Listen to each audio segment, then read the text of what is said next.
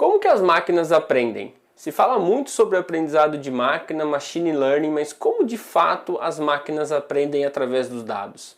Se você quer descobrir como que as máquinas aprendem, seja muito bem-vindo ao canal Seja um Data Scientist. Meu nome é Meigron e o objetivo desse canal é te ajudar a conseguir o seu primeiro emprego como cientista de dados ou fazer uma migração profissional de carreira para essa área, tá? Nesse canal eu vou trazer tanto conteúdos técnicos da parte de Machine Learning, Data Science, estatística, quanto da parte de preparação. Vou falar sobre projetos, portfólio, entrevistas, tudo que te ajude de alguma forma a conseguir o seu primeiro emprego ou fazer uma migração de carreira. E nesse vídeo eu quero falar especificamente sobre como que as máquinas elas aprendem, tá? Todos os algoritmos de Machine Learning, eles são classificados de acordo com o tipo de aprendizado que eles utilizam, tá? E é sobre isso que eu quero falar nesse vídeo. Se você gostou do assunto, se inscreve no canal, deixa seu like, escreve aí nos comentários se você não entendeu alguma coisa ou se você quer sugerir tipos de conteúdo para ver aqui nesse canal, tá? Eu prometo que vou te responder o mais rápido que eu puder, beleza? Bom, então como que as máquinas aprendem? Existem três grandes tipos de aprendizado de máquinas, que são as formas que o algoritmo de Machine Learning aprende através dos dados. Então o primeiro tipo de aprendizado é o aprendizado supervisionado. É aquele que a gente ensina o que a máquina precisa aprender. Um outro tipo de aprendizado é o aprendizado não supervisionado. É onde a gente não ensina o que a máquina precisa aprender e ela descobre sozinha os padrões através dos dados, tá? E uma última forma de aprendizado é o aprendizado semi-supervisionado, que ocorre uma interação entre o algoritmo e o ambiente e ele acaba aprendendo sozinho também, tá? Então eu vou dar exemplos dessas três grandes grupos de tipo de aprendizado. E como eu disse para você, todos os algoritmos de Machine Learning, eles pertencem a um desses três grupos aqui, dependendo da forma com que ele aprende, tá bom? Então o primeiro tipo de aprendizado que nós vamos ver é o aprendizado supervisionado. E o aprendizado supervisionado é aquele que a gente ensina como que a máquina aprende, o que ela precisa aprender, tá? E dentro de aprendizado supervisionado existem duas grandes tarefas. Existe a tarefa de classificação e a tarefa de regressão. Existem outras também, mas essas são as duas principais, tá? Então vou começar pela tarefa de classificação, tá bom? Então como que o algoritmo aprende a classificar alguma coisa? E o que é a classificação em si? Bom, e nada melhor do que aprender o que é um aprendizado supervisionado através de exemplos, certo? Então eu vou dar um exemplo aqui de como que a máquina aprende usando esse método de aprendizado. Bom, imagina aqui que a gente tem um ônibus, tá? Então eu posso olhar para esse ônibus e eu posso descrever esse ônibus através de algumas features que eu fisicamente vejo nele, tá? Então eu olho para um ônibus e eu falo assim, tá, esse ônibus ele tem um número de rodas, número de pneus, ele tem uma quantidade de janelas, uma quantidade de portas, ele tem uma altura, uma largura, uma profundidade, tamanho de janela, ele pode ter teto, ele pode ter janela no teto, ele pode ter um motor, esse motor pode ter potência. Então eu posso descrever esse ônibus aqui de acordo com algumas features que eu observo sobre ele, tá? Então eu vou colocar aqui, ó, 4 features que eu observo sobre o ônibus. Então esse ônibus aqui tem um comprimento de 12,8, tá? Pode ser metros, altura 3,8, largura 2,6 e tem um número de assentos de 50, né? Então cabe 50 pessoas dentro desse ônibus, tá bom? Então eu falo que esse conjunto de features, ele descreve para mim uma classe de veículos chamada ônibus, tá? Então eu estou associando esses atributos que eu estou colhendo visualmente do ônibus com o nome, a classe que ele pertence, que é a classe ônibus, tá bom? Bom, e aí eu tenho um segundo veículo aqui, que é um carro, né? Como que eu descrevo esse carro? Então ele tem número de rodas, ele tem número de portas, quantidade de pessoas que cabe lá dentro, ele tem uma largura, uma altura, uma profundidade, número de vidros, ele tem vários atributos, né? Ou várias features. E aí eu vou extrair as mesmas features aqui do ônibus. Então olha, o comprimento do carro agora é 4,6, a altura é 1,4, a largura é 1,69, o número de assentos é 4. Então eu já posso ver claramente que os mesmos atributos desses dois veículos, eles são diferentes em termos de dimensões, tá? Então o comprimento do ônibus é muito maior que a do carro, o número de assentos do ônibus é muito maior que a do carro. E eu sei que esses atributos que eu acabei de descrever pertencem a uma classe de veículos chamado carro, tá bom? E aí por último eu tenho um terceiro veículo aqui, que eu descrevo também esse veículo através das mesmas features. E eu sei que esse veículo ele é uma van, porque alguém me disse que ele era uma van, certo? Então como que eu faço um algoritmo aprender com isso aqui? Eu pego essas features de vários ônibus, de várias vans e de vários carros, e aí eu coloco ele dentro de um modelo. Então o que esse modelo vai fazer? Ele vai receber as minhas features de entrada, e para cada uma dessas features de entrada, ele vai receber qual que é a classe correspondente daquela feature. Então para aquela linha que pertence às features de um ônibus, eu vou falar que é um ônibus. Para aquela segunda linha que pertence a um carro, eu vou falar que é um carro. E aí eu colho inúmeros exemplos de vários carros e vários ônibus, tá? Quanto mais variabilidade eu tiver, melhor ele aprende, porque ele tem mais exemplos sobre aquela classe, tá bom? Então esse modelo ele vai começar a associar esses atributos de entrada com a minha classe de saída. Então ele vai aprender que dependendo da quantidade dependendo do valor das minhas features, eu vou atribuir a cada uma das classes, tá bom? Depois que ocorre esse aprendizado, e aí o modelo de supervisionado tem várias formas de aprendizado, tá? As redes neurais aprendem de uma certa forma, com gradiente descendente, o backpropagation. As árvores de decisão aprendem de outra forma, né? Quebrando as features com alguns atributos, como entropia, por exemplo. Então existem várias formas de aprendizado supervisionado, tá? São os meios com que os modelos aprendem. Mas todos eles têm as features e têm a parte da classe que aquelas features pertencem. Então o modelo, no fundo, ele relaciona essas duas coisas. Bom, e aí depois que esse modelo é treinado, eu posso usar ele para classificar novos objetos que eu não sei se é um carro, um ônibus ou se é uma van, tá? Então eu posso pegar aqui um veículo que eu não sei de qual classe ele pertence, eu extraio o mesmo número de features que eu extraí no conjunto de treinamento, e aí quando eu pego o meu modelo treinado, eu posso passar esse novo conjunto de features desse veículo que eu não conheço o nome da classe, e esse modelo vai ser capaz de dizer para mim que as características que eu acabei de passar para ele são mais prováveis de pertencer à classe carro, tá? Então ele aprendeu a partir das features de entrada com qual classe aquelas features se relacionam mais ou pertence, tá? Então essa tarefa de classificar valores de entradas dentro de uma certa classe, nós damos o nome de tarefa de classificação, beleza? Então, dentro do aprendizado supervisionado, nós temos a tarefa de classificação, tá bom? Escreve no comentário se você não entendeu alguma coisa, depois eu tento te ajudar de uma outra forma, tá bom? E aí, como eu disse para você, a segunda grande tarefa dentro do tipo de aprendizado supervisionado é a tarefa de regressão, tá? Então, qual que é a diferença da tarefa de classificação para regressão? É o que você vai ver agora. Então imagina que eu tenho os mesmos carros, os mesmos veículos, né? O carro, a van e o ônibus, eu tenho as mesmas features. Só que agora eu não estou interessado em saber o nome daquele veículo, mas sim quanto que ele custa, qual que seria o preço da venda. Então eu pego os mesmos atributos do ônibus que descrevem aquele ônibus e eu falo assim, ó, esse ônibus aqui ele tem um preço de mercado de 150 mil, por exemplo. E eu pego vários ônibus, tá? Esse número pode variar em torno de 150 mil, tá? Não são todos os ônibus que custam isso, tem essa variação. E eu faço a mesma coisa para o carro. Esse carro com esses atributos, né, ele tem um valor de venda, valor de mercado de 40 mil. E aí eu faço a mesma coisa para a van, que custa mais ou menos 80 mil. Então observe que a única coisa que eu troquei foi a minha variável resposta, foi aquilo que ele precisa aprender, que é o valor de venda, não mais o nome da classe, tá? Então isso caracteriza um aprendizado de classificação e um aprendizado de regressão, tá bom? E aí eu faço o mesmo procedimento, eu passo aqui para o meu modelo as minhas features de entrada e eu falo para ele qual que é a relação entre aquelas features de entrada e o preço da venda, e ele vai aprender para mim quanto custa, qual seria o valor de venda de cada um desses veículos. Então quando eu tiver um novo veículo que eu quero saber por quanto eu poderia vender aquele veículo, eu posso passar os atributos como entrada para esse modelo treinado aqui, e ele vai dizer para mim quanto que custaria provavelmente esse veículo que eu quero vender, tá? Então isso a gente chama de uma tarefa de regressão, porque o que ele precisa aprender, que é o que a gente chama de variável resposta, ela é um valor real agora, tá bom? Então essa é a forma de aprendizado do tipo supervisionado, tá bom? Tá, Megro, entendi, eu acho que eu saquei mais ou menos essa relação entre as features de entrada e a saída, mas e quando você não tem a feature de saída? Como que você faz para treinar o modelo? É exatamente isso que a gente usa para o aprendizado do tipo não supervisionado. Eu não tenho nenhum especialista na área me dizendo qual que é a classe daqueles atributos ou qual que é a classe numérica daqueles atributos, né? Qual que é o valor real daquilo. Então eu tenho que usar uma abordagem não supervisionada. e aí eu tenho uma classe, um conjunto de algoritmos que utiliza essa técnica não supervisionada para aprender padrões dos dados, tá?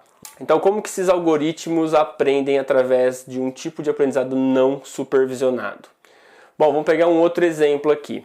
Então, imagina que eu tenho essa cesta de frutas aqui, tá? E aí eu preciso agrupar essa cesta de frutas. Então, como que você faz para agrupar as frutas? Falando você, né? Você pessoa. Você olha para essas frutas aqui e fala assim, cara, eu sei que as bananas são todas parecidas entre si, porque elas têm mais ou menos a mesma cor, têm mais ou menos o mesmo formato, eles têm mais ou menos, todas elas têm uma casca, todas elas vêm dentro de um cacho. Então, essas características que eu acabei de descrever para você são as características da banana, da fruta banana, certo? E é a mesma coisa para a uva. A uva ela tem outras características, né? Então, a uva ela tem um cacho, o cacho tem um formato. Geralmente a uva ela é redonda, ela está presa junto com as outras, ela tem um caule, ela tem umas folhas. Então são outros atributos, mas esses atributos são todos diferentes da banana, mas são parecidos entre si, né? Então o que eu quero dizer é que todas as uvas elas se parecem entre si, apesar de terem cores diferentes, mas elas são totalmente diferentes das bananas, tá? Então as bananas são parecidas entre si, mas são diferentes das uvas. E é o mesmo caso do morango. O morango também tem um formato, também tem uma cor, também tem alguns detalhes que faz com que os morangos são semelhantes entre si, mas são diferentes das bananas e das uvas, tá? Então o que o algoritmo faz? Ele extrai todas as features, né? Na verdade você extrai todas as features dessas frutas aqui, e o algoritmo ele encontra similaridade entre essas frutas, e aí ele agrupa todas as frutas que têm features semelhantes entre si, e que são distantes das outras, tá? Então o que o algoritmo faria nesse caso para agrupar a sua cesta de fruta? Ele colocaria todas as uvas perto umas das outras, todas as bananas perto uma das outras e a mesma coisa com o morango, porque o algoritmo sabe que as características das uvas são parecidas entre si, né? Então todas as frutas do tipo uva, digamos assim, têm um conjunto de features que são parecidas entre si. Mesma coisa para a banana e mesma coisa para o morango. Então essa é a grande chave do tipo de aprendizado não supervisionado. Ele funciona através de similaridade. Então ele procura por exemplos no seu dataset que são similares em termos de features e eles agrupam isso entre si. E aí lembrando que todos os tipos de aprendizado eles têm métricas para saber o quão bom o seu modelo está. Então eu tenho métricas de performance para modelos que aprendem pelo tipo supervisionado. Eu também tenho um conjunto de métricas para poder avaliar se o meu algoritmo não supervisionado está aprendendo bem a agrupar os objetos, tá? Eu vou fazer um vídeo falando sobre os tipos de métricas mais para frente, tá bom? Mas a grande sacada aqui é que modelos não supervisionados aprendem através de similaridade. E aqui a gente começa a falar sobre os conceitos de distância euclidiana, Mahalanobis e tudo mais, tá bom? Então eu vou fazer um vídeo sobre esse tipo de distância, beleza? Bom, e por último, nós vamos falar sobre o semi-supervisionado, mas só para lembrar, falamos sobre o supervisionado, o não supervisionado e agora o semi-supervisionado, que, cara, é demais, assim, eu tenho investido muito do meu tempo nesses últimos meses aprendendo aprendizado semi-supervisionado, né, que é o Reinforcement Learning, dando uma relembrada, também uma aprofundada nele, e, cara, é animal, assim, eu particularmente acho que o futuro de Machine Learning vai ser guiado pelos aprendizados semi-supervisionados, tá? Hoje ele é meio, não é muito famoso, digamos assim, mas eu acho que vai ser para onde Machine Learning vai guiar, tá bom? Bom, e como que o aprendizado semi-supervisionado funciona? É o seguinte, o semi-supervisionado ele é uma ideia um pouco diferente dos outros dois, tá? Eu não tenho uma supervisão direta, porque eu não tenho um especialista dizendo qual que é a classe que aqueles atributos pertencem, mas eu tenho um ambiente que me devolve uma resposta dependendo de um estímulo. Pera aí, Meigron, como assim? Explica isso de novo. Vou explicar para você com um exemplo. Então eu tenho aqui dentro do semi-supervisionado, eu tenho um agente, que é um código, tá? E eu também tenho um ambiente, que geralmente é o meu fenômeno que eu quero modelar. E aí esse agente ele pode aplicar algumas ações sobre esse ambiente. E esse ambiente ele retorna algumas recompensas que são dependentes das ações que ele sofre pelo agente. Então é um ciclo, né? O agente faz algumas ações e o ambiente retorna recompensas. Então, O agente ele tem um conjunto de ações que ele pode fazer e o ambiente retorna recompensas positivas ou negativas se caso aquela ação foi boa ou não, tá? Então é assim que ele funciona. Eu vou dar um exemplo para ficar mais claro como que funciona essa relação entre ação e recompensa aqui dentro do semi-supervisionado, que a gente chama de Reinforcement Learning, tá? Então esse é um exemplo bem legal. Então a gente tem aqui a nossa grande Netflix, acho que, todo mundo conhece o Netflix, né? E o Netflix ele tem um problema bem legal. Então ele tem aqui a página da TV, né? Que tem vários slots para você colocar as imagens das séries, dos filmes. Só que do outro lado você tem um time de criativos que é a galera de design que faz os desenhos mesmo, né? Que faz a criatividade de como que vai ser a capa da sua série. Então, por exemplo, aqui na série Stranger Things, você deve ter assistido já, é muito boa. As pessoas do time de Creative, eles criaram várias capas do Stranger Things, tá? E aí na cabeça desse time, eles querem construir aquela capa que, cara, chama a atenção das pessoas, né? Que faz a pessoa querer assistir aquilo. Só que como eles são muito criativos, eles criam várias, eles precisam decidir qual capa eles vão mostrar, eles precisam saber qual capa eles criaram que realmente vai chamar a atenção. Então o time de Data Science lá tem um desafio de escolher qual capa eles vão colocar para exibir para o usuário que chame mais a atenção do usuário e faça ele realmente assistir aquela série, tá? Então a grande pergunta de negócio aqui é: qual que é a capa que chama mais atenção e faz com que a pessoa assista aquela série? Como que os Data Scientists eles resolvem isso no Netflix, tá? Eles fazem o seguinte, eles pegam então esse conjunto de capas criadas pelo time de criativos e aí eles criam um agente e esse agente ele é baseado nos conceitos de Reinforcement Learning, tá? Que eu vou falar também mais pra frente aqui nesse canal. Mas basicamente a primeira fase do Reinforcement Learning a gente chama de fase de exploração, que é onde aleatoriamente ele vai escolher algumas ações para poder aplicar e observar as recompensas. Depois de um certo período, ele vai trocar essa fase de exploração aleatória para uma fase de exploitation, que a gente chama, que é uma exploração, só que ele usa o aprendizado que ele teve anteriormente. Então ele não vai começar a pegar aleatoriamente as capas, ele já vai começar a entender qual capa faz com que o usuário realmente assista aquilo. Então o que ele faz aqui?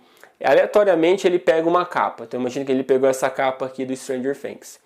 E aí ele mostra na televisão, no tablet ou no celular para um usuário, certo? E aí ele observa se aquele usuário ele vai assistir realmente o Stranger Things ou não. Se caso ele assistir, o agente vai entender que aquela capa tem uma recompensa positiva. Então quando ele mostrou, a pessoa começou a assistir. Beleza.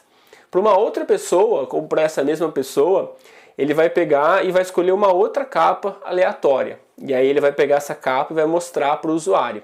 E aí vamos imaginar que o usuário não clicou no Stranger Things para começar a assistir. Então a gente vai entender que essa capa que ele mostrou tem uma recompensa negativa. Realmente a pessoa não quis assistir quando ele mostrou essa capa. Aí a gente repete o ciclo, ele pega uma nova capa, mostra para um novo usuário e marca aqui se o usuário assistiu a série ou não. Vamos imaginar que ele também não assistiu. E aí com o passar do tempo, o agente ele vai pegando as capas e vai aprendendo qual que é a capa que faz realmente a pessoa assistir, ou que seja, que tem uma recompensa maior.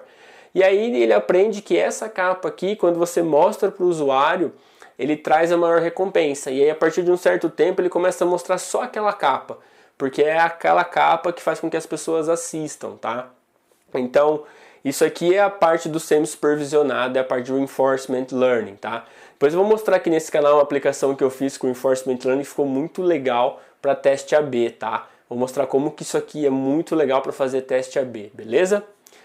Bom, então falamos sobre o aprendizado supervisionado, falamos sobre o não supervisionado e falamos também sobre o semi-supervisionado, tá? Então são as formas com que os algoritmos de Machine Learning aprendem através de dados, tá? Bom, então era isso que eu queria falar para você. Meu último recado aqui é: continua fazendo projetos. Lá no blog tem vários posts lá falando de carreira, também sugestões de projetos para você fazer, tá? Para acessar o blog é sejamdatascientist.com. Então vai lá, dá uma lida nos blogs lá, talvez te ajude a criar projetos, se você está em dúvida em qual projeto você deve começar. Me segue lá no Instagram, @megron.datascience. Eu deixo bastante conteúdo complementar lá, eu coloco livros lá, que eu sugiro para a galera aprender. Eu também respondo perguntas sobre a carreira, sobre parte técnica, sobre o mercado de Data Science também. E se você tem o LinkedIn, cara, me segue lá no LinkedIn, lá, faz uma conexão comigo. Não é difícil me achar, é só digitar lá Meigron na sua busca, que você com certeza vai achar fácil, tá? Eu deixo bastante post lá também, semanal, para ajudar a galera. E é isso que eu queria falar para você nesse vídeo. Quero agradecer muito pelo seu tempo em assistir. E bons estudos, eu te vejo no próximo vídeo. Até mais!